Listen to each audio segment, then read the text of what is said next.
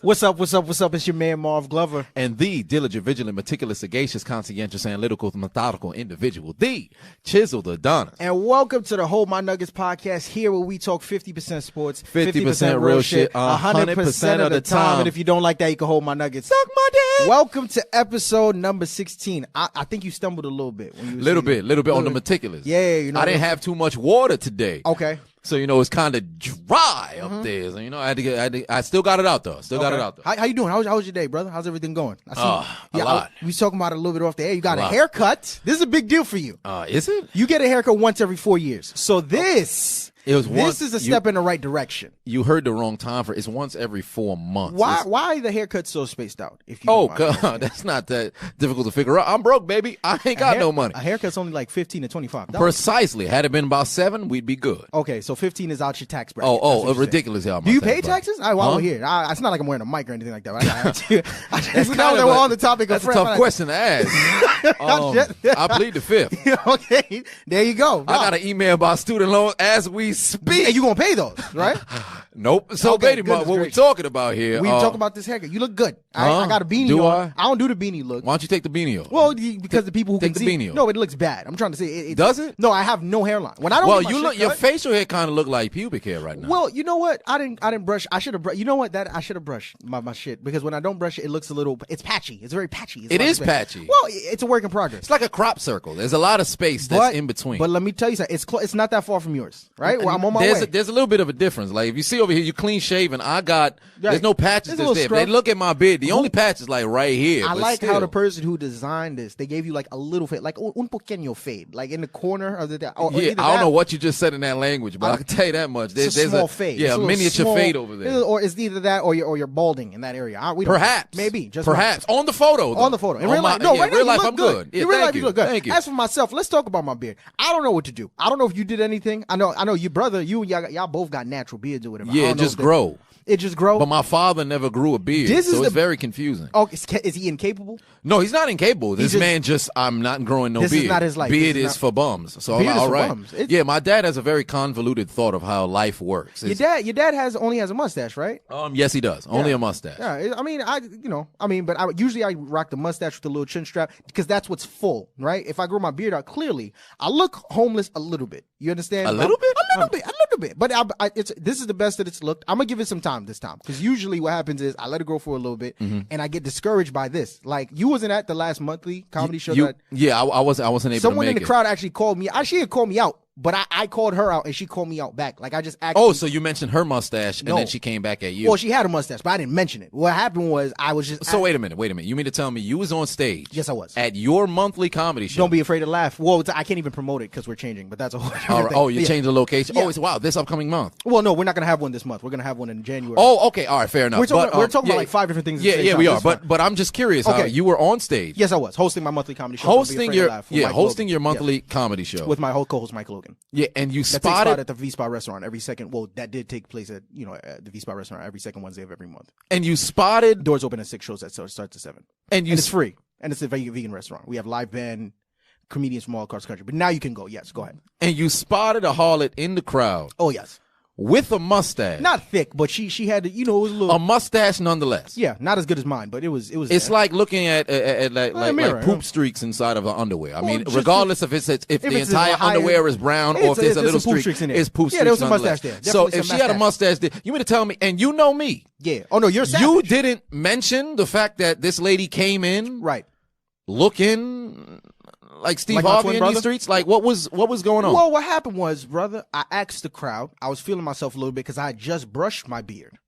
Or what should be my beard, which Absolutely. is just hair in a place where my beard should be. Absolutely. So I brushed it. I didn't brush it before this podcast, so it looks all patchy. When I brush it, it looks decent. It looks presentable. Fair enough. So I brushed it before I got on stage. I'm feeling myself. I didn't know that I had touched it a couple times and thinged it. So you didn't know that you were touching yourself? No, that's what you're saying. But don't see. All right, so we have a case of a chronic masturbator You do this every single time. Unaware. You take my words of and you flip them. That's not what I was talking about. You said you were unaware that you had touched your face, so you were touching yourself, and you were unaware that you were touching yourself. Right. Touching yourself, some people can categorize that as masturbation. So I'm just saying you are chronic. I'm in the zone. You know what I'm saying? I'm thinking. So when you're in the zone, you touch yourself. You know well, ladies and gentlemen, we have just figured out something. Listen. About Marv Glover. To make a long story short, what happened was I was feeling myself and I asked the crowd, like, yo, what do y'all think about my beard? It was a very light crowd. There was a couple ladies in there. I'm asking the ladies and there was like a group of 3 ladies. They looked very, very nice looking ladies. And they was like, oh my God, it's all right. It's the work of pride. And then there was one lady in front who was with your friend. She was with Ahmad. Oh, really? Okay. Yeah, that's the lady that Ahmad came with. Ah, okay. All right. Yes. All right. Shout out to Ahmad. I was actually just hanging with him earlier today. Black and Brown Films. Yes, indeed. Black and Brown Films. You guys were getting to work in earlier, right? Well, we had a bit of a meeting, but I wouldn't say necessarily getting to work in regarding, the production. Well, then again, it wasn't regarding the production, but just nothing physical or behind the scenes sort of stuff for the production. Okay. Yeah. So I asked her, I said, yo, what do you think of the beard? She was like, and this is how you know somebody about to say some fucked up shit. She was like, she said, she looked at me. I'm gonna be honest. Yeah, no. She said, I'm not gonna lie. Oh, God. That's how you know. Like, in my mind, I'm like, all right, here we go. There you go. Oh, man. Because that's her way of saying, I'm about to hurt your feelings. And I'm like, no, you didn't hurt my feelings. She was like, see, that's how you know they're going to say something wild. See, if they say, I'm going to tell the truth, now you know they're not going to tell you something that's going to hurt your feelings. That's like how OJ said, I ain't kill my wife. He said, I'm going to tell you the truth. I don't know if that's in the same parameters, my friend. I'm just... That's a reach. This is about your second or third time mentioning OJ on the show. I don't know if you have a fixation with this man and what he does or what we think he does. Allegedly. What you talking about? Oh, no, but I'm just saying. My man, if the glove fits, you must have quit. Hey, I was a fan of. He ran for 2,000 yards first. That's a huge feat in 14 games. Indeed, it is. But I don't know. He went to USC, took care of business. That's OJ Simpson. Right. Well, I think that you're more of a fan of what his off the field. World. I mean, what you talking about? His off the field. What you talking about? No, his earlier off the field. His sideline reporter days. That was sensational. I'm talking about his activities with knives, so to speak, and gloves. But that's I don't know what you're talking about. That's a whole separate thing. I have no clue what you're talking about. So back to this one. Knives, gloves. No, but you do, clearly. Wow. Hey, to the world. That's you. That's not just because he enjoys, a little bit of piercing. It's not as if this man, a little bit of piercing? A little bit. That's what you call it? A little bit. Oh, yeah, just a little bit. Yeah, it's not like he wasn't into Prince Henry's. I mean, he was just... Okay, all right. Just Nicole's. I don't know what was going on. So what happened is the girl's looking at me, and she's like, "I'm gonna be honest with you, it's struggling a lot. Like it looks bad." And I'm like, I'm trying to convince her, whatever. And she's just like, She gave me the old black lady. No, baby, get rid of it. And then here we are. But I'm gonna give it I'm gonna let it grow until February. Because that, Valentine's Day around that time, I'm going to need a little sherry doo-doo, gouillade avec. So if it doesn't look good by then, I have to get rid of it and go back to this young gentleman, this young whippersnapper's year. But I think I'm making good progress. I think I just got to, do the... Perhaps.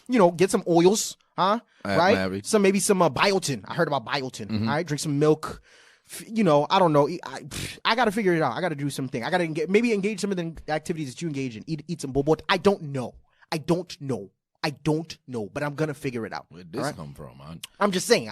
These are the. Well, things if anybody would know about that, it'd be you. Because you engage in a little bit of a Jeremiah challenge because it was a little bit of birthday sex. If you didn't know, by the time this will be, this most likely be released tomorrow. Right. So that'd be 2 days prior. It was Marv Glover's 22nd birthday. Big two. You know what I'm saying? See, now you said 2 2s. All right. Yeah. So it was a big time. Birthday celebration. Nothing. Where he did a whole lot of nothing. Last year you had a spectacular comedy show, 21st birthday comedy show. Headline for the first time, used all the Chittles of Donna's jokes. Absolutely, he went not my jokes, but he did headline for the very first time. Right. Had about 400 people in the room. That's a lie.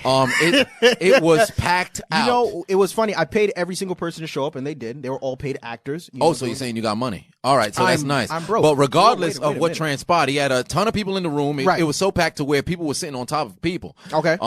And somebody got pregnant. But regardless, it was maybe crazy. by you. Most likely by you. Most likely by me. I shoot blanks, baby. But yeah, he was out there, performing. It was a cool venue. That was a fun time. Yeah, and you decided I'm not going to do one this year. Yeah, I had to. I didn't want. I wanted to, but I just didn't have the material to do it. I didn't want to discourage the people by doing damn near the same 30 that I did last year. So I was like, all right, fuck it. So I was trying to find shit to do. I don't know if are you a birthday person? Not really. I'm not either, right? And all I really like is stand up. So it's like people was trying to invite me to dinner. I don't want to do that goofy shit.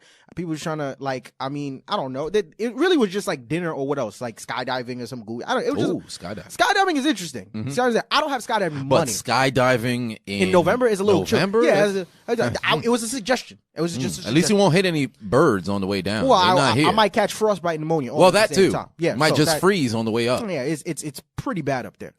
Dinner. What else?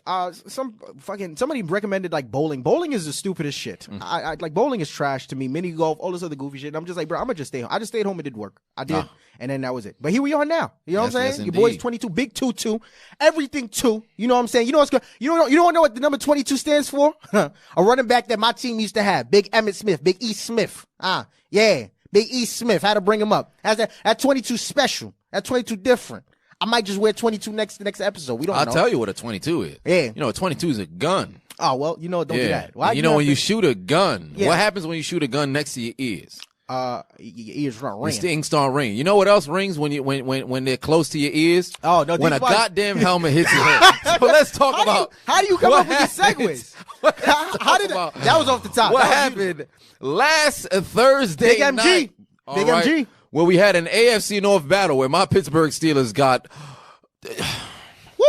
Mason Rudolph threw 4 INTs. And the Cleveland Browns picked up a big-time, much-needed win in their desperation attempt to make the postseason. However, that's not what we're talking about with the game. No.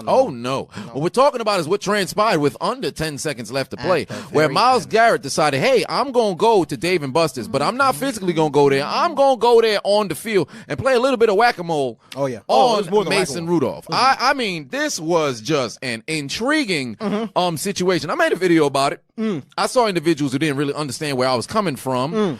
And I say both parties are wrong. However, you cannot deny nor try to exonerate the fact that Myles Garrett kind of took it too far. Oh, kind of. I think kind of is an understatement. He took it far. He took it way too far. Now, I understand Mason Rudolph started, and I understand in the streets, if you don't want nothing, you ain't going to start nothing. However, in the entity that is the NFL, there's a little bit of a difference, especially when you introduce the use of the helmet. We can talk about what Mason Rudolph is trying to do with him attempting to dislodge Myles Garrett's helmet, which cannot be denied, the fact that he did reach for his helmet. However, he failed. Myles Garrett not only successfully, dislodged the helmet from Mason Rudolph's head, he proceeded to swing a little bit with it and connect. So he connected, but he didn't connect the way that it could have been. Well, I mean, which we're gonna get to. Which he connected, but we're gonna. All I know is when he hit him, you heard the Mario. He connected. He picked up some coins. He leveled up a little bit. What was that? And then all of a sudden, okay, I know that song. Yeah. And it was a course clear because he pretty much finished Mason Rudolph. But for some reason, this man who had a history of concussions evidently was not concussed. That was very intriguing. But what were your thoughts on what transpired? Well, first of all, if we were to talk about who was wrong in the situation, like I said, they both are wrong in their own rights. But one thing we can't acknowledge that we have been talking about, Mason Rudolph did start it, right? Well, actually, if you really want to think about it, it's 7 seconds left in the game. Myles Garrett tackles him down, right? Unnecessarily too, because it's like y'all are buzzing the Steelers' ass. Game is, I think it was like 7 seconds left. Right? 7 seconds left. Was doing too much. He hit him, but Mason Rudolph had dumped the ball off already, and then Myles Garrett took him to the ground. Fell on and top it of wasn't a late connection, because I said it was a late hit, but when I said late hit, him taking him to the ground, he didn't throw him directly to the ground. He kind of went down with him. He kind of fell up on him. But then what the thing was, when he fell up on him, he ain't get off right immediately. Away. Yeah, he kind of just laid there a little bit. Stayed there. Yeah. And you can tell the difference between, all right, somebody seeing they got takedown, they're upset, versus somebody laying there on top of you like, I'm just going to stay here for a couple of seconds. And for a guy like Mason Rudolph, the game, in his mind, he's like, bro, you're already, but tension's already high for him, and I'm sure the rest of the team, because it's like, we just got our ass bust. I just threw 4 interceptions on the day. You on top of me, like, bro, get the fuck off me, right? Yeah, so naturally what he does is, his response, like I said, and you can speak to this better than I can, right? And I'm going to get to this a little bit more deeper in response to what Myles Garrett did. But in a game like football, your tensions are high, emotion and hormones is raging, all these other different things is going, right? So because of that, a lot of times you're not thinking rationally with a lot of the things you do. Everything is emotion. Every reaction that you make, everything you do is damn near emotionally based. So for a guy like Mason Rudolph, he's already pissed. If I'm pissed, if I throw 4 interceptions on the day and I'm getting ready to leave with an L, especially to a division rival, right? Myles Garrett on top of me, bro, get the fuck off me. He could have handled it a little bit differently. Once again, emotions are fair. So naturally he goes for the first thing. You're on top of me, your face in front of me. I'm going to grab your face mask. I'm not sure why he was trying to grab the face, why he was trying to pull the helmet off or whatever, but he's doing it. Okay, he fails. Like you said, Myles Garrett gets up, pulls his helmet off. Then now, here's where it gets interesting and where the debate really, really comes in. Two linemen. I don't you probably Yes, know. It was David DeCastro, and then I think it was a Fielder, whatever it was number 71. But I think it was Felder. I think it was So now he snatches the helmet off. Yep. Two linemen are kind of pushing him back, and he doesn't necessarily seem like he's trying to get to Rudolph. He kind of he gets the helmet, and he kind of just is getting pushed back by the lineman. Mm-hmm. But then you look. And a lot of people are saying, "Oh, Mason Rudolph was just yapping John." No, Mason was kind of coming at him. No, in a sense, yeah, because I watched the footage back, a ton of times, right? And a lot of people said, well, he was possibly trying to grab for his helmet, the helmet. I look at it like, all right, I understand the argument of, oh, maybe he was trying to go grab. They say he was going for the balls. Right. I don't think from a standing position to go try to. That's very. That doesn't happen often. Now, reaching, two linemen. Exactly. No. And reaching for the helmet, that is warranted to say he's going to get his helmet back. Because he did get up in a rage. Right. He did immediately go. But he didn't even get an opportunity to get his hand near the helmet. We only see him reaching. So there's No. We see him reaching and we see him charging. Like I said. No, he's charging but reaching. Yeah, charging and reaching. Right? Yes. But once again, tensions are high. Absolutely. Right? Let me save it for when I get to the Myles Garrett point.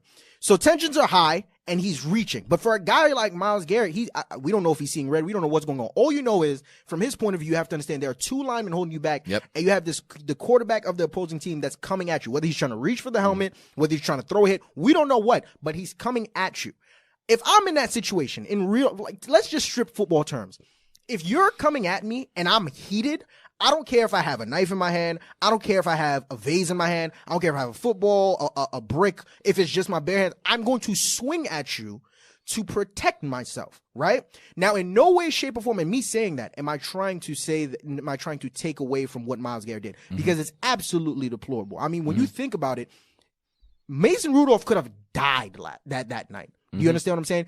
He was very fortunate and lucky to where he got hit. I think it was like the back part of the helmet. It was a back piece. And it was like right where the plastic thingy is at. Absolutely. You understand? And once again, even that, I mean, a helmet is still a helmet. So I'm surprised he didn't like fall or like he wasn't a little dizzy. He kind of just took the hit and turned around and was like, yo, where's the flag? Where's the flag? Right? We can only imagine and sit here and wonder what the conversation would have been if he got hit with the crown of the helmet. Yep. We'd be having a total. Myles Garrett might be in jail right now. It really absolutely might be just that serious. You understand? Mm-hmm. But at the same time, once again, not me trying to take anything away from him, right? And once again, you can speak to this better than I can. In a game like football where tensions are high and stuff like that, you hear people talking about, oh, well, he should have known better. In a moment like that, you're not thinking about know better. You're thinking about this motherfucker's coming at me. I need to protect myself and or get him away from me. Mm-hmm. Move. So for me, it's like in Myles Garrett's case, even though he hit him with the helmet, for him, it's like he's not thinking about that. He's thinking about protecting himself and hitting him. So, I mean, that's the way that I look at it. Ultimately, it is still very much so egregious. And then afterwards, you have was it DeCastro when he fell? Marquise Pouncey came in. Who started stomping on? No, that was Marquise Pouncey. Okay. He started punching and kicking and everything. Got you. So then from there, that's when things really spilled over because Garrett falls over, right? And I think it was like 2 or 3. I know Marquise Pouncey was a part of it. And then Marquise is standing over him, kicking him and punching him. And then I think there's one more lineman on top of him. No, I think the other lineman, DeCastro, was just there like trying to just stay on top of him. He hold him down. Yeah, he was just holding him down. It wasn't like there was only one person punching and kicking, and that being Marquise and then Pouncey. After that, the foolish ass defensive tackle for the Browns, just out of nowhere, talking about he was trying to protect. Yeah, that was ridiculous. Mason Rudolph's over here. Myles Garrett is on the floor. What do you? That was a cowardly move. You just go over there and push somebody. Absolutely ridiculous. But ultimately, like I said, it was. Thank the Lord that Mason Rudolph didn't, especially once again coming. You got to think about the context around it all too. And I'll let you speak to this. When you talk about coming into the game, I think you had told me something about how like Myles Garrett was like leading the league. Something about a bunch of roughing the passer calls. He had 2 roughing the passer calls, I think, already this season, and he had maybe like 3 or 4 last season. Right. But the thing was with him, it was always got to cut down on the penalties. Cut down on the penalties. Right. And Myles Garrett isn't a bad dude. He's not. He's not bad. It's not Vontaze poet. Perfect, we talking about. Exactly. Right. It's a dude who don't have no history. So that's why a lot of people just wait. This is very unfamiliar. This isn't a characteristic that we expected. Apparently, some of the journalists were saying that. Some sources that came out and said that. Well, according apparently in practice, he's like always on 100, like to the point where like coaches have to like pull him to the side and like tell him like, yo, calm down. You understand? So stuff like that, not the helmet hitting situation, but when you think about like the roughing the passer and all stuff, I guess that's a byproduct of it. But then, like I said, you look at that backstory to it, but then you look at the Mason Rudolph situation. Just a couple games ago, this man was in the concussion protocol. Exactly. Because I think it was Earl Thomas hit, right? You understand? So he was already dealing with some head issues before. My goodness. Once again, I'm surprised that he didn't get hurt from when the helmet had connected, but you sit there and you think about it and it's like, bro, what could have been? Thank goodness it hasn't, but ultimately here we are now. The situation has boiled down. Suspensions have been given out. Apparently, there's still going to be fines that are going to be given out. Fines without question. Yeah, because players left the sidelines. Yeah. And there was still a kerfuffle that happened. So you gotta go and fine people for what transpired. But before we get into the suspensions, I just wanted to say this much. Regarding what happens on the field, right, and seeing the tensions rise and everything. Now, granted, if somebody is charging at you, you're going to have I want to protect myself at all times. But here's one of the things that a lot of people happen to miss. Whenever a skirmish breaks out in the NFL, regardless of whatever team you play for, you always see people go to try to separate the two parties who are enraged. Right. The linemen, when pushing Garrett, weren't like, oh, what's wrong? They went they were simply separating him. Right. In the midst of them pushing him and Garrett pretty much being pushed, so it appears as if he's walking away and Rudolph charging him. If you look frame by frame, Garrett doesn't.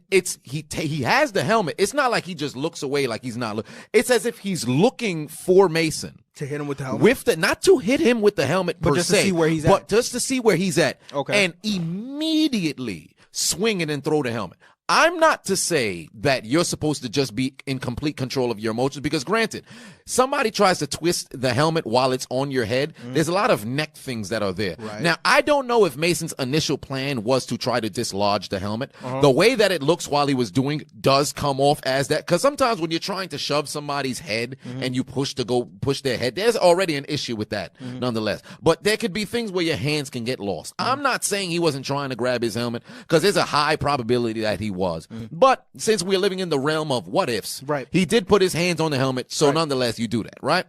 Then they talk about possibly him kicking Myles Garrett in the balls, right? From when you look at the location of his leg, it was never, oh, I kicked you. If anything, he lifted his leg and he pressed. They said he kicked him when they were on the ground? No, while he was on the ground, they said he kicked him in the balls, which when you watch it, there's no way he could have kicked him to where it would have been. That could have been an attempt. Right. I don't know if I think probably his legs were like flailing. Exactly. His legs were already flat. I would not say he kicked him. Now, pressed him while he was getting pulled up by the face man. His foot was definitely in the area. So it was pressing on the man's pelvic area.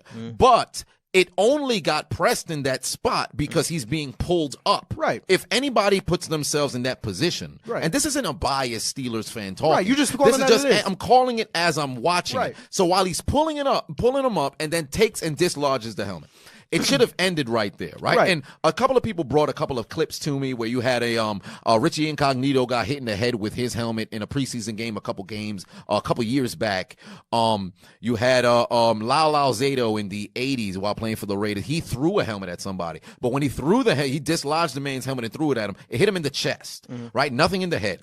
Richie Incognito got hit in the face, but not the top of the head. Not to say, oh, there's a huge, it's all right if you hit somebody in the face, but the overhead thrust of the helmet, that's a whole different level. And when you look at it from football terms, that's where it makes it egregious because you've seen fights and skirmishes all the time on the field. I'm not one to say, oh, well, because this person started it. By that logic, every time somebody gets into a shoving match on the field, you suspend everybody. Right. If that's what we're going to go with. When it becomes physical and you see what Myles Garrett did, you cannot excuse that to say, well, if you ain't starting nothing, Mason Rudolph, we'd have never got to this point. Because you have to acknowledge where things are wrong. What I think a lot of people are missing here is both parties are wrong. Yes. But Myles Garrett took it to another level. Most definitely. Acknowledging acknowledging that he did does not exonerate Mason Rudolph of his actions. I agree. So they're both wrong, but Myles Garrett took it to a whole new level. Most definitely. Now, regarding the suspension, before you get into the suspension, Marquise Pouncey, I understand why he's suspended, but of course you're gonna go and protect your boy. You're not gonna let your quarterback get beat, and you're gonna go. The kicking on the ground that was a bit excessive. Right. That was when I saw him go kick. I'm like, come on now. Yeah, that was a bit much. But I understand why. You're trying to protect your boy. You're trying to protect your boy. But at the same time, it's like once you start like kicking, like I said, you could have just held him. The punches, kicking, that's why I cross on. Yeah. But I'm glad you're bringing up kicking. I have a question to ask you before we get into the suspensions. People are talking about they've never seen anything like this in football or whatever. You bring up the Richie Incognito thing or whatever. Is this the most egregious act you've ever seen happen on the football field? With my own eyes, yes. There could have been something that happened before, but on the field, I mean, there have been some dirty hits before. I've seen a ton of dirty hits, but with the swinging of the helmet? Right. I've never seen anything like this, right, in full effect. But when I went and did the research, because naturally, when this happened, people started comparing it to all the other crazy things. Yeah, absolutely. All right. For me, I think even worse than this was the Albert Hainsworth situation. Oh, with the stomp. Yeah, bro, because you got to think about it. Absolutely. You're talking about, helmet to bare head or skull or whatever the case may be. Son took cleats. His full cleat and put it on his back. Not like he had still had the helmet on. He took the helmet off and then put his cleat and cut his face. Like, imagine if you he didn't even it was kind of like a scrape. Yeah. And he started leaking. Now imagine if he came down with full force. That when it's like a curb stomp into a freaking. It's one of those things where you see it like, what is wrong, bro? I'm watching it. I'm like, what went? Why? Yeah. What? Yeah. I just found out about a couple games. I'm watching. I'm like, bro, you did this and didn't get arrested. That was insane. I think that's worse than the Myles Garrett. I would agree, but then the swinging of the helmet and what amplifies it is a little bit different. Not to take away from what transpired, that was terrible. Because I feel as if a lot of people, their attention spans is very quick, or they'll convolute what it is that you say. Although that you can say, "Hey, I acknowledge this," because you have a certain standpoint. They assume that standpoint goes since it goes against theirs. They'll just assume, well, everybody who goes against my standpoint falls into this right here because of the swinging of the helmet. And also, you have to take into account the concussion that Mason Rudolph sustained before. Right. Them working for the entity of the NFL, so their coworkers that are here. Then you have what could have transpired. Because the what if, I'm never big on what ifs, but in this case, it has to be applied. Because when you swing something with reckless abandon, there's a thing called attempted murder for a reason. Right, most definitely. All right, because it may not have happened, but hey, it's similar to when you're drunk driving, right? Right. You may not have killed somebody, but you could have. So they charge you because you could have. 100%. So when you're looking at the swinging of the helmet, you have to look at it from what could have happened, not what actually happened. So I understand with the suspensions why people got suspended the way that they did. However, I'm disappointed Mason Rudolph didn't get a game. He should have got suspended. We're going to get into that right now. Before we do, like I said, just to close it out, close the top section out. The only reason I put the Albert Hainsworth thing over the Myles Garrett situation, because like I said, it's not to say that to justify what he did, because it's wrong is wrong. Don't get me right. Don't get me wrong. Wrong is wrong. But with the Myles Garrett situation, like I said, tempers are high, all this other thing. With the Albert Hainsworth thing, you watch it, it was not planned like he came into the game and said he was going to.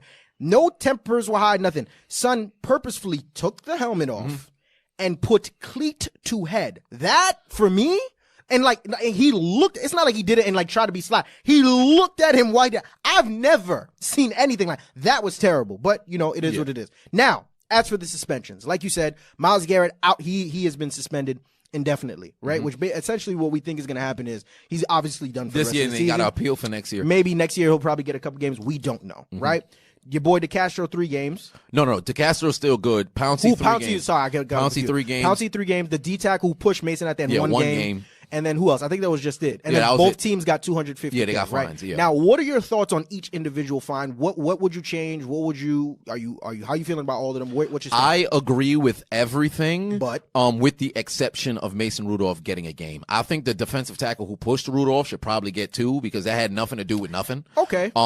And I recognize that with taking a game away is already tough, but then you pushed them for no damn reason, and then your defense of your action just made it's foolish. Yeah, it's just it was foolish. A lie. Mason should get 1 because of the twist of the helmet, not because Son was angry and charged at him. That I don't believe that has anything. Okay. But because of the twisting of the helmet, that is what would get him the game. Okay. Myles Garrett, the indefinite suspension, it's not actually indefinite.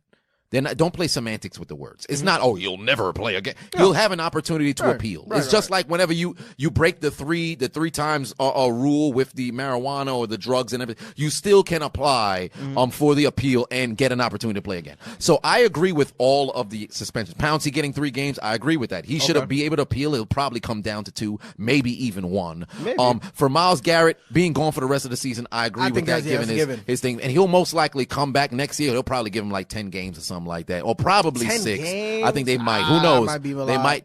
It would be a lot, but I think they probably. Who knows? 10 games if Mason got hurt. I agree with 10 games if Mason got hurt. Now, I agree with Pouncey. Pouncey definitely deserved the 3 games. Maybe 2 or 3 would have been good for me. So he got 3. Okay, cool. The D tackle, I think 1 game is enough. You said that you think he should have got 2. I would have agreed with you if he tried to like hit him. Absolutely. Like the way he did it was kind of like an immature push. You know what I'm saying? Like the way he came into the scene was kind of like, "Hey, I want to be down. Fuck you, Mason." That's the vibe that I got from it. So if he had like came from the back and like hit him or put like, you know, something from behind the neck or something like that, 2-3 games, because then it's like, all right, you wildin'. Cool. Who else was there? The Myles Garrett suspension, I agree with wholeheartedly. I think that him getting suspended for the rest of this season was inevitable. Like, you can't debate that. Now, as to how it moves into next season, I think it would be appropriate, because how many games are left in the season for the Browns? Like 5, 6? 6, I think. So, yeah, 6 games this season. I think a calm 3 to 4 games. Give him 10 games in total. I think that'll be enough. If he's able to appeal and get less than 4, right, and maybe he's only suspended for the first 2, I'd be fine with that too. But, you know, just to do it in a way so that you can kind of really put the stamp on it and really put your foot down on it as the NFL. Because like I said, we haven't seen anything like this. You understand? Now, as for Mason Rudolph, he should have got a game, but at the same time, I'm not mad at the fact that maybe if he actually got Garrett's helmet off, then maybe. I would agree, but it's just in the interest of fairness of seeing how everything transpired. That's why I say give him a game. Right. Because even with the helmet twist and everything, right? I don't even think he's getting a fine. I don't think there's anything. If he doesn't get, I mean, if he was supposed to get suspended, he would have got suspended. So he's not going to get suspended. Yeah. He should at least get a fine of some sort. There has to be some sort of disciplinary some type of, you know, disciplinary action taken against him to make up for what he did, even though it wasn't as bad as what everyone else did. Yeah. But yeah, ultimately, I'm cool with the suspensions and everything. But now this leads to an even bigger discussion, right? And mind you, me and you had similar to the discussions of this early in the year after the Browns Titans game and what we saw there. You look at what happened with this Cleveland Browns team. Myles Garrett out indefinitely after doing what he did. And the situation that transpired has now transpired. I got to ask you, based on what we saw that night, what does that situation tell you about this Browns team as a whole? All it does is magnify the questions that we had coming in and the same sort of concerns. Can Freddie Kitchens, you know, hold this locker room under wraps? And yet again, he can't. And every single problem that happens with the Browns, it's overshadowed by off-the-field things or things that are on the field that got nothing to do with actual football. Right. You have the OBJ situation. You got Baker Mayfield, him talking, and then underperforming. We're not even going to talk about that. Yep. Then you have the cleat situation with Jarvis and OBJ. Right. The constant, you know, the chatter that's happening, and then now you see the team losing, and now you have this Myles Garrett situation. How can you keep this locker room under wraps if week after week there's always a new problem? So the Browns organization, regardless of how much talent they have, they continue to be dysfunctional because of the little things. They don't have somebody who's a leader whatsoever. No. The leader of that defense was Myles Garrett. He's gone now. And he's gone now. The leader of their offense is Baker Mayfield. Supposed to be the leader, or even Jarvis Landry, but still they're having problems offensively. Because let me point something out to you. The Steelers threw 4 INTs and still were within a touchdown away from tying up the game, regardless of how trash that offense was doing the entire game. The Steelers' defense is legit this season. They're still showing up. Right. They were gifted. The Browns, their opening drive, they went down the field. Their second touchdown, they were gifted, you know, field position. And then the third touchdown, another INT, gifted field position. It's not as if they're going down the field and they're just, you know, having their way with defense. That's not the case. Right. So from what I'm seeing, the Browns, they're still the Browns. Yeah. They got some more wins now, but until Freddie Kitchens and that front offense puts their foot down and gets players to fall in line with a certain sort of discipline, they're never going to be able to go anywhere. Now, before I get my point, I got to ask you this. Season ends, Browns don't make the playoffs. Is Freddie Kitchens still your head coach going into next season? No, he's fired. Okay, got you. Just want to double check on that. If they do miraculously make the playoffs, but they lose in the first round, is Freddie Kitchens? He's fired. Okay, good. Why do you say that? It's going to be very similar to what transpired with the Tennessee coach 2 years ago. Okay. I forget what his name was. Wisenhunt? No, not Wisenhunt. It was I forget what his name was, but he was able to get them to the playoffs, and then they won a playoff game, and after they lost to the Patriots, he got fired. Okay. Because he was on the hot seat the entire time. But with Freddie Kitchens, you underperformed with, this very talented team. And if they were to make the playoffs, that would have him like, whoa, okay, wait a minute. Yeah. But depending on how they lose in the opening round, if they were to lose, now if they win a couple of games or they win a game, hey, he might just keep his job. Right. But from where I stand right now, I think Freddie Kitchens, it's pretty much clear. Take the L out of love. It's over, brother. What is the situation? Tell me about this Browns team. What the situation tells me is that first and foremost, after this season, Freddie Kitchens will no longer be the head coach of this Cleveland Browns football team, because going into this season, we looked at the talent that they had on both sides of the ball, not just offense, because obviously Odell being the big name he is, it's easy, but on both sides of the ball, they had straight ballers on every level, right? So when you look at it, people were immediately Super Bowl team. Oh my God. Oh, they're going to make the play. Oh my goodness. This is the team that we were Browns fans from top to bottom, raving and ranting, ready for this team to shine. And what do we see? They come in and they're just stinking it up from top to bottom. And it's not because they're getting beat, but rather they're beating themselves. We saw it in that first game against the Titans. We even saw it in the game, I think after they played the Rams, if I remember correctly. I forget who they played after that, but the first couple of games, and even still now, the Browns have constantly beaten themselves. Why? Because on and off the field, they've lacked the most important thing that you need to succeed in this league: discipline. There's no discipline whatsoever on the field and off the field. Off the field, you have to deal with all these antics, right? In the Odells, in the Baker Mayfield, who refuses to stop chatting it up. I remember after the first win they had against this was their second win in the season, I think, against the Jets, where he was like, keep that same energy, but as if they was getting ready to go to the playoffs. I'm not sure where this man got that bravado from, but whatever. The nonsensical things that you have to deal with off the field, and then on the field, the penalties after penalties after penalties after penalties. You said it best, and we've been saying this since the beginning. Point to me, show me who's the leader of this Browns team, because I don't see him. Who's the guy that that has throughout the season has shown you that he's gonna be able to get everybody together and show them, no, we're gonna work as one unit, one mind, one soul, one everything, because our objective here is to win. You can't find that guy. It's not Baker. It's not Odell. It's not Jarvis. And it's damn sure not Freddie Kitchens. Every time I look at Freddie, I've been saying this at the beginning of the season, the man looks dazed. He looks like he's just riding along. You understand? He looks like he's still figuring it out himself. And that was another concern coming into the season. Sophomore quarterback in Baker Mayfield, rookie head coach in Freddie Kitchens, who hadn't showed you anything beforehand that he was ready for this position. And now what do you have? An uber talented roster on both sides of the field that's probably not going to make the playoffs, because they're damn sure not winning the division. Ravens got that on lock, and them winning the wild card, I can't see that happening. So, unfortunately for me, what this tells me is, like you said, everything that it shows and reminds us of everything that we've known from the beginning. This team has no discipline, no leadership, and it's just going to be another hapless season for the Browns, because they're not going to make the playoffs again. And you say Freddie Kitchens would be unemployed at the end of the year. Has to. All right, so fair enough. Since he's going to be unemployed, he'd be next to a person who's unemployed right now. Oh, yeah. In the NFL, and that'd be Colin Kaepernick. Is he in the NFL? Well, not necessarily. He's on the outside trying to get in. Well, is he trying to get in, though? Well, that's what the question is.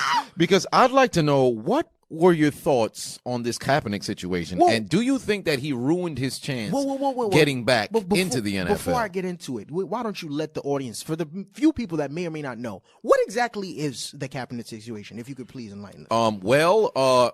3 years ago, he decided to go and take a knee to protest racial inequality, police brutality, and just the mistreatments of blacks in America, right? Which justified cause to want to take the knee. Right. And he was evidently there was a veteran who went, or an armed person, part of the military, who said, hey, maybe you should take a knee. And then he decided, hey, I'm going to go and take that knee. People were outraged, and what transpired, he ended up opting out of his contract, because evidently the 49ers were going to cut him anyway. Okay. And because of that, or just because No, I'm not sure what the deal was, but I guess they did feel as if Blaine Gabbert was better. And he's not. He was 1-10 in his last 11 starts. I think Cap. And I think he was 16 touchdowns, 4 INTs, but it was not able to get W's. And since then, he had not had a job. I felt as if he was blackballed. He wasn't getting an opportunity to play. However, in the case of, with him trying to figure out how to get back into the NFL, he felt as if he was denied for 3 years. He settled with the NFL under the collusion cost. But he never really disclosed how much money he ended up getting. Nobody knows. We'll never know. But it's not really our business. However, if people want to know, and we'll show us the dollars, well, why not? It's not going to work in there, but okay. Here we are now where he felt as if he deserves to have a workout. Jay-Z was able to somehow strong-arm the NFL into doing something they never do and having a workout for just one individual. Cap wanted all 32 teams to be there. I think 25 came. But 25 pulled up with 25 teams were represented. And in Atlanta, then what transpired was Cap and the NFL could not reach an agreement because they wanted to sign a waiver. The waiver stating all the regular standard practices for what would from what we know with that. But then the alter what they wrote and added in was, for one, this is not a guarantee for a job. So if you do not get signed, you cannot sue us. Boom. And two, your team, meaning Kaepernick's team, cannot film, will handle all of the media and everything, will film whatever's transpiring and, divvy it up and send it to the different sort of organizations. You can't bring your own, no, we're going to have receivers that are appointed for this particular workout that we're going to fly out and pay. However, you're not going to be informed who they are. And this was all going to take place on a Saturday, which was already and I think they announced it on a Tuesday. Yeah, they announced it on a Tuesday. I think the initial plan was to have it on a Tuesday, which would have been much more ideal for heads, coaches, and GMs and representatives because that's the beginning of the work week versus the day before game day. But what transpired was Cap could not come to that agreement, and rather than cancel the workout altogether, he decided, I'm going to relocate. About 60 minutes away. Yes, 51 miles away. Yeah, it was quite distance. Really? Yeah, it was quite some distance on 30 minutes short notice prior to the start of the workout. And more importantly, I believe there were protesters that was outside of the location that they were initially going to have to work out at. So Cap decided to go somewhere to a high school field where he had support.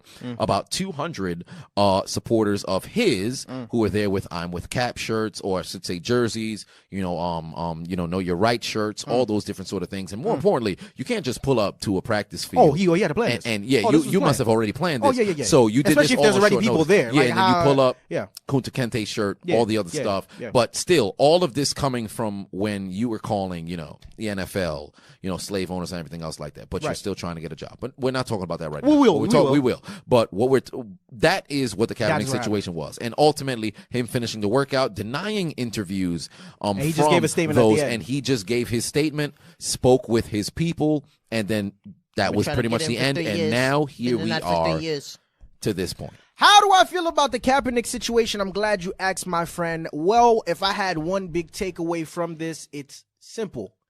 Personally, after the situation that has unfolded, I do not think that Colin Kaepernick will play another down of football in the NFL ever again, which is unfortunate because talent-wise, the man is good enough to be on a football roster. He's talented enough to be a backup quarterback. Hell, on some teams, he's talented enough to be a starting quarterback compared to a lot of other people that are starting in the league. He could start on the Bengals right now. He could start on the Bengals. He could probably start for the Bears. He'd be a lot better than Mitchell Trubisky. Where else? The Broncos, I'm pretty sure, would love to have him. Who else? The Titans. Tannehill's been looking. Tannehill's been doing it. That's a whole separate conversation. Talent-wise, Colin Kaepernick deserves to be on an NFL team. Talent-wise, Colin Kaepernick deserves to be a starting quarterback in the NFL. But based on the situation that has transpired, it won't happen. Why? I'm looking around and people are having a lot of conversations about race in America. People are having a lot of conversations about black versus white and slave owner this and racism and all these other different things. Let's make one thing very, very clear. I am for what Kaepernick ultimately took his stance for, which is understanding and recognizing and highlighting, right, the inequalities and the systems that have been put in place against people of color, such as myself and as you, right, for us to have decent living and have a certain level of progression throughout our daily lives, right? Racism, all this other stuff, cool. But that's not what, to a certain degree, that's not what this is about. What this was about was that you, Colin Kaepernick, let's not talk about black or white. Let's just call the facts the facts. You, Colin Kaepernick, came out and said, I want to play in this league again.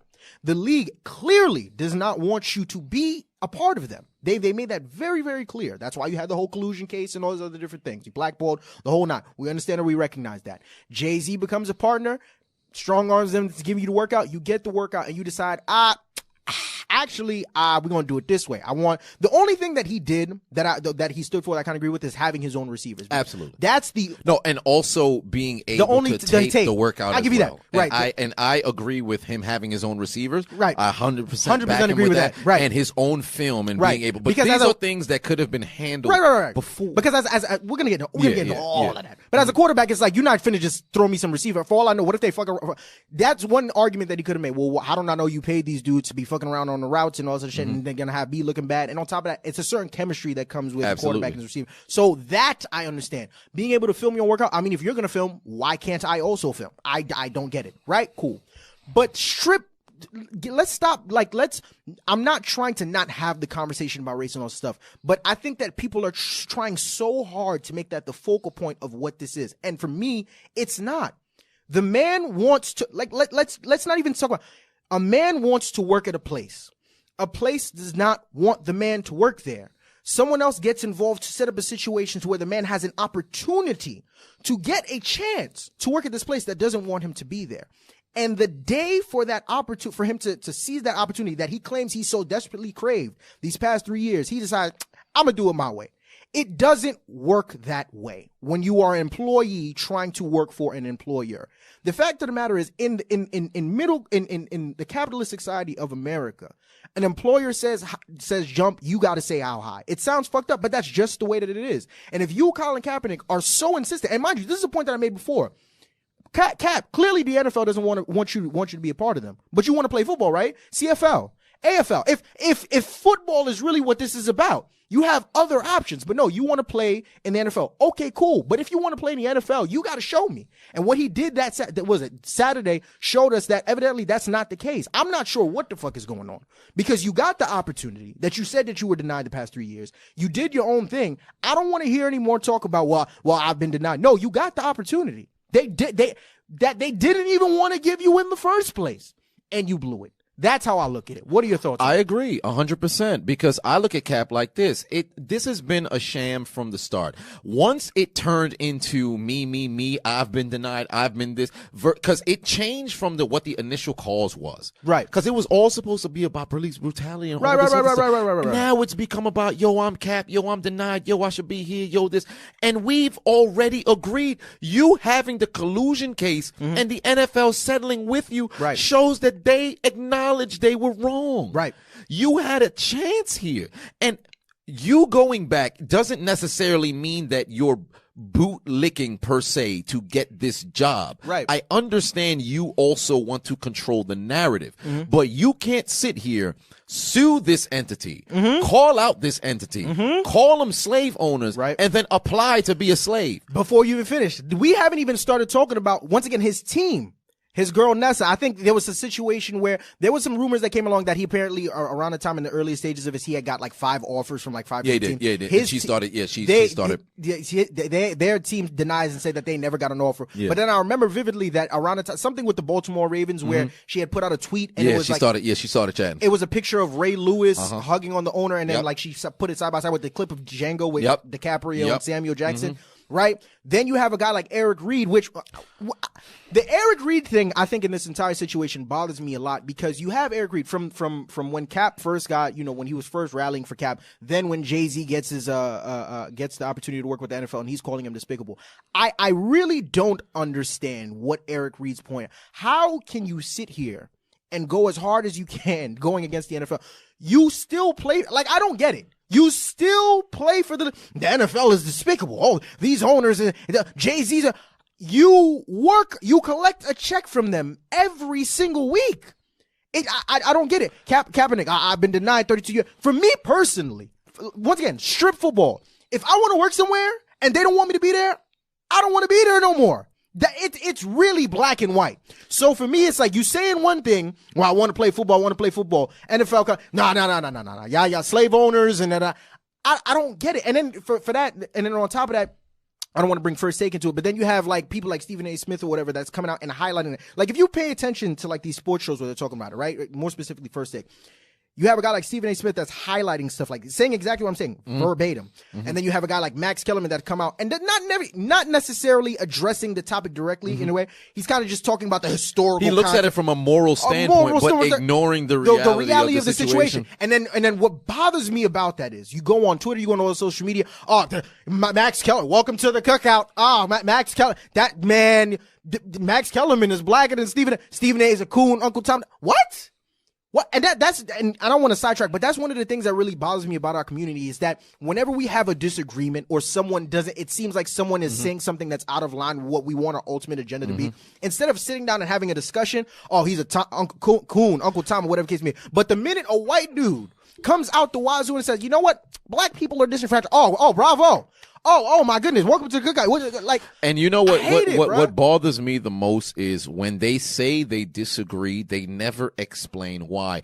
I just had my video about the Cap situation post 3 hours ago, right? And the first comment that I saw was, I'm usually with you, but you sound like you bootlicking. You didn't even. Apparently, it's like when you coon and things like that. Okay, but not once did you point out where you disagreed. Right. Not once did you provide your analysis. Right. You just said, I can't rock with you. I don't agree with you. So you this. Right. How you immediately label some, I'm doing first and foremost, if you agree with what the person's stance was overall, how can we both stand on the same side, but then acknowledge that, you went about this the wrong way? That means that you're completely, it's ridiculous. Makes no sense. Ultimately in this Cap situation, and just to tie in the thing with Eric Reed, I made an analogy about it. Eric Reed is somebody he's on the plantation per se, and he can clock out at 5. He's doing overtime till 3 a.m., upset that his friend can't come pick cotton with him,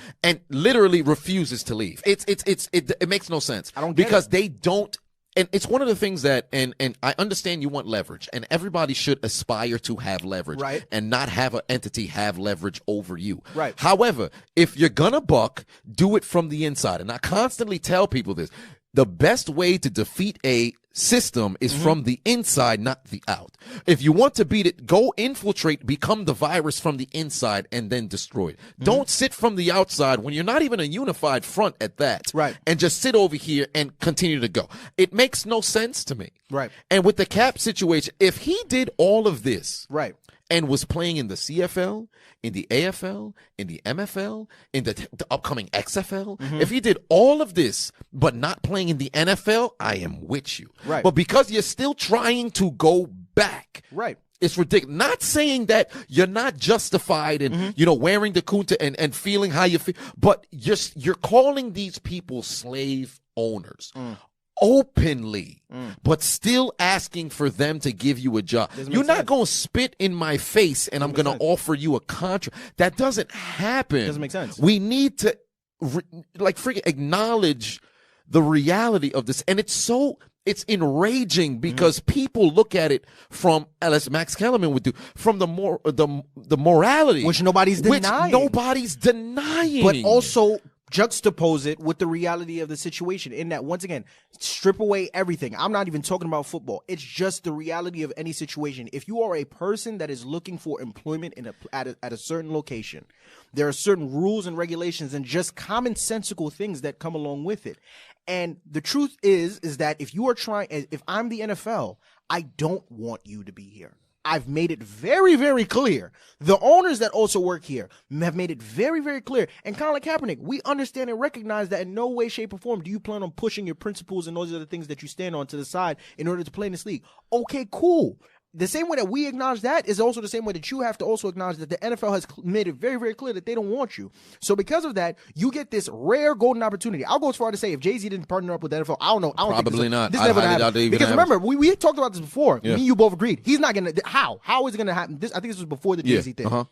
I mean, you both agreed. Colin Kaepernick's done. I don't even know why this is still a discussion. He's never going to play the league again. Jay-Z partners up with the NFL. Push comes to one thing leads to another. Out of nowhere, this man just miraculously. And the funniest thing was when Jay-Z first signed, there was still dissension. Yo, how are you going to go over there and go sign with them? Right. They're not even considering the fact that he can use his influence to get somebody a job. Right. And this is my final point regarding this, because we're running out of time. But this is my final point regarding this.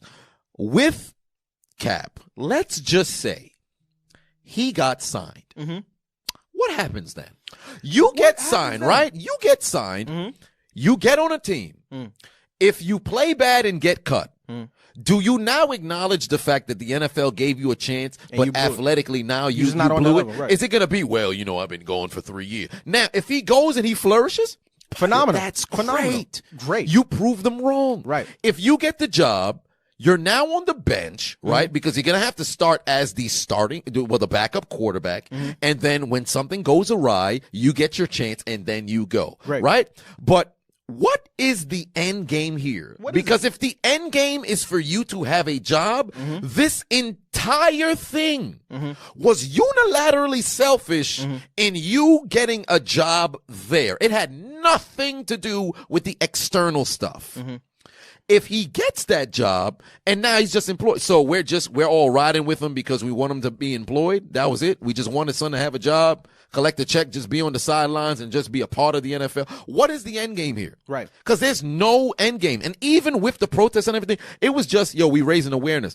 Cap donated $1 million. That's 2% of the salary that this man had over the course of his entire. Like, this man has made a ton of money, and the only thing that we've been able to see that he showed for regarding donations and everything was like upwards of, I think it was like $2 million in total. The NFL, because of Malcolm Jenkins and everything, although I don't agree with how they went about it, it's still some steps nonetheless. The NFL's now donated, so they can match your number. If it's all about donations, just say it's all about donations. Right. What is the ultimate? Because what can the NFL do for the police brutality? What's happening? There's only so much that they can do. There's only so much that they can. Right. It's like you versus this entity. I don't understand. It's just a whole genjutsu. I'm not understanding what Cap himself, what his plan is. I just don't understand. I'm trying to figure out, and that's why you have a lot of people that came out and basically thought that this whole thing, like, there was some discussion and debate about if it was a PR stunt, because it's like, absolutely. When you think about the football field, him moving to the public school field, once again, that's something that you planned. Yeah, absolutely. So now is this something that happened earlier that morning? Is this something that the minute you got the call for work, he was like, oh no, I'm not going. I feel as if this entire thing was all set up for that post-workout speech. That's all it was for. Do you think so? Absolutely. Because the post-workout speech, he could have done that. No, he could have. Right. But because of all of the circumstances and because of everything that happened, it empowers that speech for the individuals who only think like victims, everybody who leans on Kaepernick's side, and everybody who feels as if he's always been done wrong and the NFL has done nothing to probably try to get this man an opportunity to get another job. So that short 3 minutes, you can take that, put that on social media, and not only does it build Cap's brand, it puts more money in his pockets from whoever the hell supports him and everything else like that. Right. And it continues to expand. I honestly think this entire thing, I don't believe it was an actual workout from the NFL. I think it's just one of those, all right, we'll give you the workout. We're not really going to get you no job. And I think with Cap, it's on some, all right, bet I'm not going to do it because now I'm going to be able to continue to build my case and more people will support me because I call this all to be bullshit. Right. I honestly think both parties had no intention of actually cooperating together from the beginning. So you think that this whole thing was just like... I think it was all a sham from the start. Man, fact of the matter is this. When you look at it from football terms, personally, even if he did get the opportunity to play again, I wouldn't be surprised if it was an in and out situation. I mean, absolutely. This is a quarterback that his ability was more based on athleticism versus skill. Not to say that he couldn't pass the ball, but we knew Cap more for his dual threat ability, right? And the funnier thing, just to add on it, right?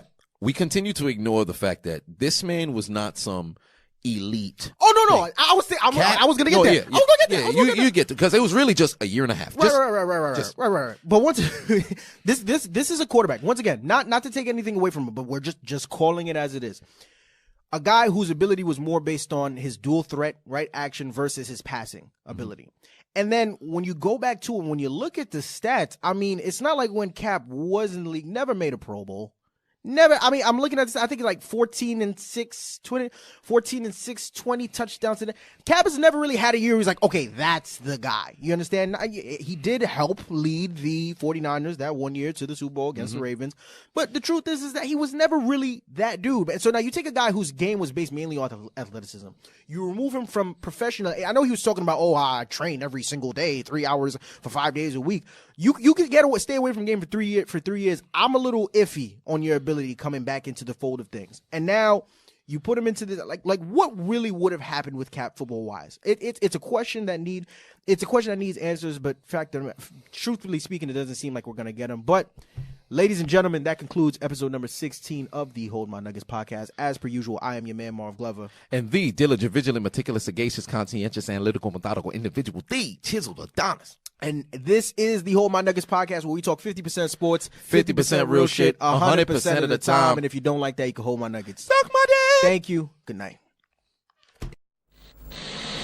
Random, yes, I know. Usually the podcast episode would have ended, but we forgot to point out yesterday we are starting the official Hold My Nuggets podcast YouTube channel where the entirety of the podcast will be uploaded there. So episode 16 here on the Chiseled Adonis channel and on the Marv Glover channel, this will be the last time the full episodes will be uploaded here. We're still going to put clips up so you know the podcast is running, because individuals who don't watch the podcast, when they see a clip, wait a minute, you guys had a podcast? I had no clue. So we're going to link in the comment section the location of the podcast. Not that hard to find. You just type in Hold My Nuggets podcast. It'll pop up on YouTube. We've got an official Twitter page where we're going to have discussions with the audience as well. Engage in Twitter tweets back and forth. Also put up some polls, different sort of things that you guys would like to see. Other snippets of different episodes and everything up there as well. We've got an official Instagram page. We go live every taping of the episode, so you can watch it ahead of time. We're trying to see if we could set up down the line to where this can, transmogrify into a live radio show. So who knows? It can turn into 2 hours where we're taking phone calls, but that is all down the line. Also a Facebook page as well. But yeah, go and subscribe to the official Hold My Nuggets podcast YouTube channel. Follow us on Twitter. Like on Facebook, follow us on IG, whatever social media you just so happen to have. But we're not going to be posting the full-length podcast episode on Chiseled Adonis or on Marv Glover anymore. But we've got the official Hold My Nuggets podcast on YouTube. They got its own channel. Go and subscribe to that. Also, Spotify, iTunes, it's still on there too. So if you don't have the time to sit there and watch and you just want to listen, download iTunes or download Spotify. Or if you already have it, go give us a like, go give us a subscribe, go give us a follow on those two platforms as well. But as I said, let me just reiterate, reverberate, regurgitate said sentiment. No longer will we have the full episodes posted here on Chiseled Adonis and Marv Glover. It will be officially on the Hold My Nuggets podcast YouTube channel. And more importantly, we're uploading from episode 1 through 15 as well. So you're not just going to start at 16 and start fresh. So if you missed a couple of episodes, you want to play catch up, you have a day off from work, or you just got some time to kill and you want to catch up on all 16 episodes, feel free, because we're going to have them uploaded not once a day, maybe like twice a day to catch up by the next taping next week. And keep in mind, as I said earlier, we go live on Instagram, Hold My Nuggets Instagram, the official account. So if you want to catch it early, feel free to tune in then. But I do appreciate everybody who tunes in and watches. Marv Glover appreciates everybody who tunes in and watches. So stay tuned for that. And again, remember to subscribe to the official YouTube channel. I'll see you guys later.